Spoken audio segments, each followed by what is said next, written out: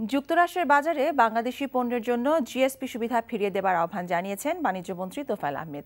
সকালে রাজধানীর একটি হোটেলে American chamber of commerce in Bangladesh ও যুক্তরাষ্ট্র দূতাবাস আয়োজিত ২৪তম ইউএস ট্রেড শোর উদ্বোধনী অনুষ্ঠানে এই আহ্বান জানান তিনি।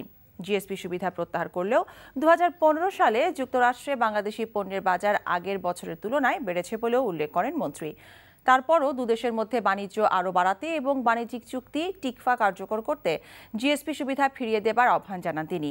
ট্রেড শোতে যুক্তরাষ্ট্রের খাদ্য, পানীয়, প্রসাধন সামগ্রী, গাড়ি, কম্পিউটার প্রস্তুতকারক প্রতিষ্ঠান, বিশ্ববিদ্যালয় সহ বেশ কয়েকটি আর্থিক প্রতিষ্ঠানও অংশ নিচ্ছে। বৃহস্পতিবার শুরু হওয়া এই ট্রেড শো চলবে শনিবার পর্যন্ত। দর্শনার্থীদের জন্য খোলা থাকবে সকাল 10টা থেকে রাত 8টা পর্যন্ত।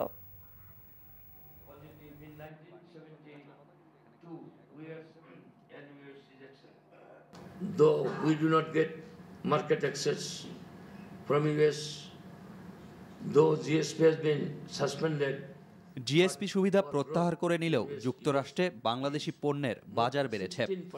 তারপরও জিএসপি সুবিধা ফিরিয়ে দেবার আহ্বান জানাচ্ছে। আমি মনে করি যুক্তরাষ্ট্রের মনোভাবের পরিবর্তন হবে। দুদেশের বাণিজ্যে সুবিধার জন্য যে টিকফা চুক্তি হয়েছে তা কার্যকর করতেও এটির প্রয়োজন। So if we cannot help each other, the TICFA will be meaningless.